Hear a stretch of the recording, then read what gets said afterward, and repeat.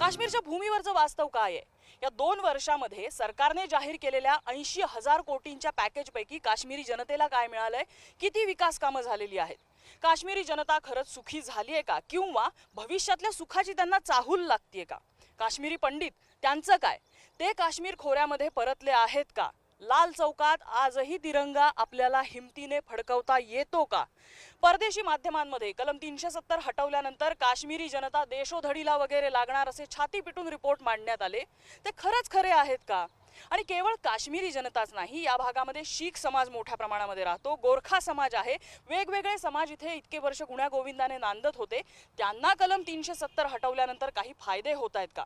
या दोन्ही बाजू आहेत ज्या आपल्याला तपासायच्या आहेत. हिमालयाच्या कुशीत वसलेला हा स्वर्ग भारताच्या अधिपत्याखाली आला तो 70 वर्षांपूर्वी. विशेष दर्जाचं कवच घेऊन भारतात विलीन झालेलं जम्मू काश्मीर दहशतवाद आणि फुटीरतावादानं अगदी सुरुवातीपासून त्रासलेलं जणू शापित स्वर्गच. अनेकांनी यासाठी काश्मीरला विशेष दर्जा देणाऱ्या कलम 370ला यासाठी जबाबदार धरलं आणि 2 वर्षांपूर्वी मोदी सरकारनं कलम 370 हटवलं. 370 कैसे सांप्रदायिक एजेंडा हो सकता है? क्या जम्मू कश्मीर में हिंदू नहीं रहते हैं? क्या जैन नहीं रहते हैं? बौद्ध नहीं रहते हैं? सिख नहीं रहते हैं? कैसे सांप्रदायिक एजेंडा हो सकता है? किसको एड्रेस कर रहे हो आप पुट्टी साहब? किसको एड्रेस कर रहे हो आप? मुझे समझाइए तो जरा. जम्मू कश्मीर के लिए गया बनाया गया कानून कैसे सांप्रदायिक दिखेगा? क्या वहां पर सिर्फ मुसलमान रहते हैं? माइनॉरिटी को दबा रहे हो. माइनॉरिटी वहां जैन भी है, सिख भी है, और माइनॉरिटी कमीशन वहां स्वीकार न कर 370 ने माइनॉरिटी के साथ अन्याय किया है. मोठा धरणीकंप आल्यासारखं राजकीय विश्व हादरलं. सत्ताधाऱ्यांनी उत्सव केला, विरोधकांनी गळे काढले. आज 2 वर्षांनंतर जम्मू काश्मीरचे राजकीय नेते आजही त्याच सुरात हरवलेले आहेत.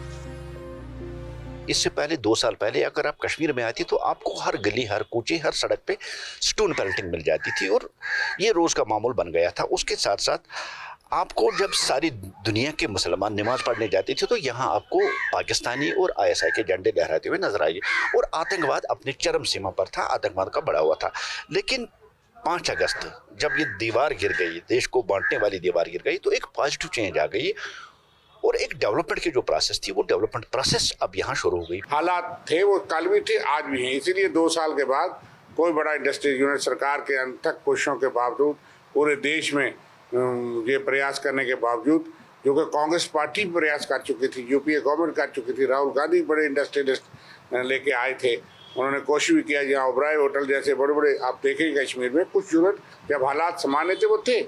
इसलिए देश को और ये बताया गया जम्मू कश्मीर के युवाओं को कि प्राइवेट सेक्टर में बहुत बड़ी जॉब क्रिएशन होगी. गवर्नमेंट सेक्टर में कहा गया 50,000 नौकरियाँ 3 महीने के अंदर.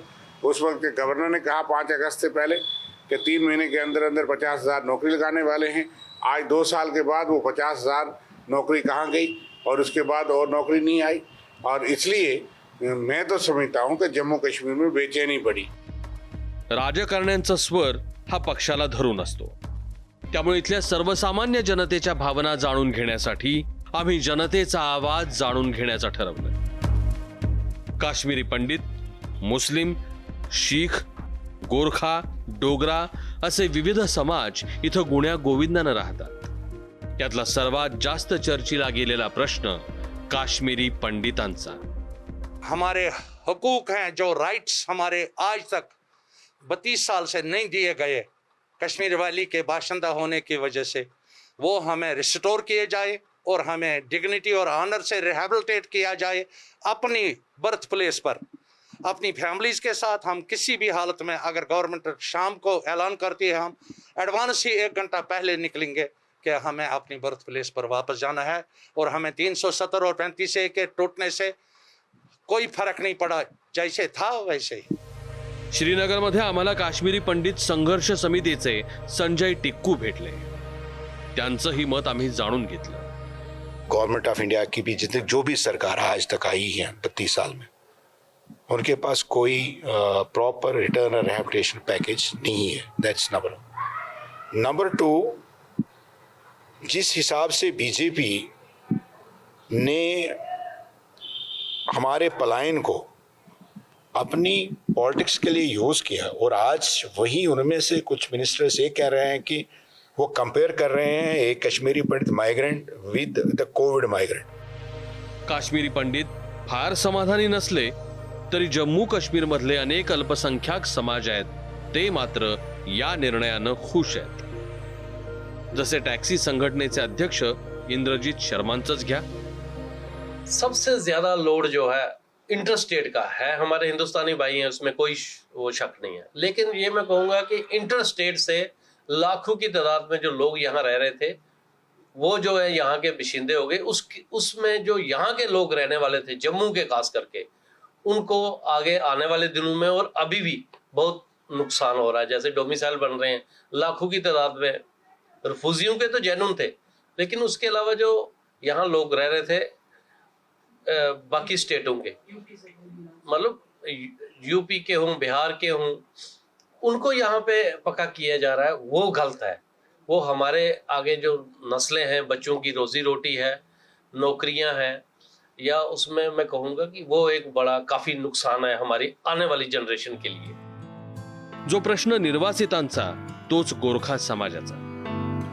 200 वर्षांपासून काश्मीरात राहणाऱ्या गोरखा समाजाला आज ओळख मिळाली आहे। धारा 370 टूटा और हमारी कम्युनिटी को एक नई नाम और पहचान मिला, और हमें ये डोमिसाइल जो गवर्नमेंट ने सर्टिफिकेट इशू किया है, उसके बाद अब हमारे जाके बच्चे जो पढ़े लिखे बच्चे हैं वो जाके कहीं J&K स्टेट के आवेदन पत्र भर सकते हैं, कहीं नौकरी के उनको चांसेस मिल सकते हैं। इससे पहले हमें हमारे बच्चे के लाइफ जो थी, जिंदगी जो थी, अंधकार था, अब जाके हमें कहीं रोशनी की किरण नजर आ रही है। अब हमें थोड़ी सी फायदा हुआ है हमारे कम्युनिटी को। पण जम्मू काश्मीरच्या व्यापाऱ्यांच्या समस्या मात्र वेगळ्याच आहेत। कलम 370 हटवल्यानंतर लगेच कोरोनाचं संकट उभं राहिलं। 370 हटवणं योग्य आहे, मात्र बदल अजून नजरेला दिसत नसल्याची खंतही आहे। खासगीत आम्ही काही नागरिकांशी बोलण्याचा प्रयत्न केला तर अजूनही या नागरिकांच्या मनात काहीशी भीती आहे।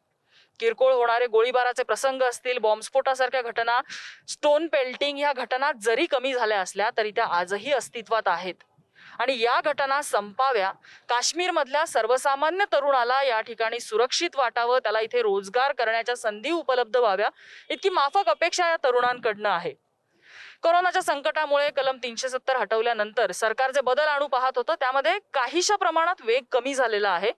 मात्र आता पुढच्या काही वर्षामध्ये परिस्थिती सुधारावी आणि काश्मीर बद्दल पर्यटकांचं असलेलं प्रेम, स्थानिकांना इथेच राहण्याविषयी वाटणारा ओढा कायम असावा, असं मत इथले नागरिक व्यक्त करतात। अर्थात कॅमेराच्या मागून, खासगीमध्ये। काश्मीरमध्ये आलेल्या पर्यटकांनी मात्र बदल अनुभवलाय। परिस्थिती बरीच सुधारल्याचं पर्यटक आवर्जून सांगतात।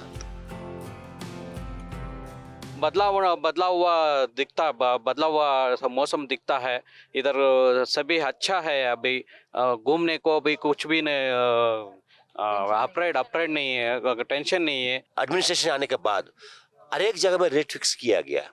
आपको इच्छा हो तो उस पैसे दे के जाओ, अदरवाइज आपका इच्छा। कोई डिमांड नहीं है, कोई डिमांड नहीं करेगा। लेकिन उसका पहले ऐसा नहीं था, वो जबरदस्ती कर रहा था। अभी आर्टिकल 370 हटाने के बाद बहुत सुधार हुआ। आजवर विकासापासून कोसो दूर असलेला ग्रामीण भाग सरकारी सुविधांमुळे काही प्रमाणात का असेना सुखावला। पंचायत राज, रस्ते, सरकारी योजना यांची उजळणी ते खाजगीत बोलताना करत असले तरी कॅमेरा समोर येण्यास मात्र घाबरतात। म्हणून मग आम्ही इथल्या सरकारी अधिकाऱ्यांशी संपर्क साधला। यूथ की एस्पिरेशंस को शेप देने के लिए जो भी उनको रिक्वायरमेंट है उसमें हम वो प्रोवाइड कर रहे हैं। Just to enlist few initiatives, सबसे पहले डिस्ट्रिक्ट यूथ सेंटर्स बनाने के लिए हमने इनिशिएटिव लिया है, जहाँ पे यूथ सेंट्रिक हर एक असिस्टेंस वहाँ प्रोवाइड किया जाए। देन अगेन इन 8 डिस्ट्रिक्ट्स हम साइको सोशल काउंसलिंग सेंटर्स बना रहे हैं।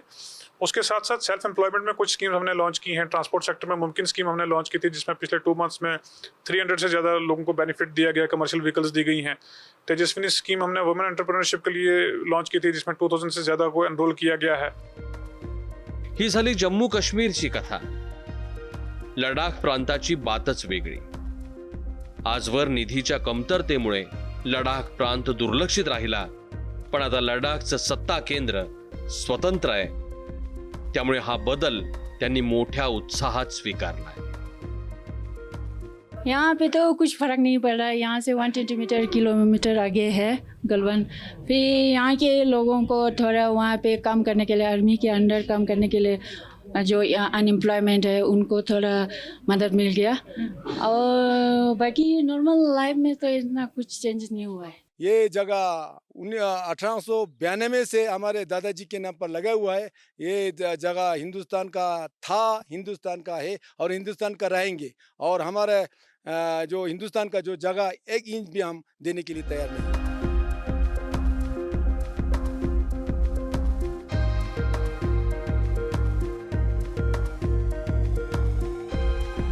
काश्मीरमधल्या नागरिकाला कुठचीही हिंसा नको आहे। काश्मीरमधल्या नागरिकाला सुद्धाच आनंद, सुख, समृद्धीच हवी आहे। कलम 370 हटवल्यानंतर हे बदल होतील असं आश्वासन केंद्र सरकारने दिलेलं आहे। अर्थात जादूची कांडी फिरवल्यासारखे हे बदल एका दिवसात होणार नाहीत, त्याला वेळ लागेल। मात्र बदलांची सुरुवात ही काही प्रमाणात झालेली आहे। याचं चित्र मात्र, याचं सकारात्मक चित्र जम्मू काश्मीरमध्ये नक्कीच दिसून येत आहे। कॅमेरामन अजित कदमसह नम्रता वागळे, ABP माझा, लाल चौक, श्रीनगर।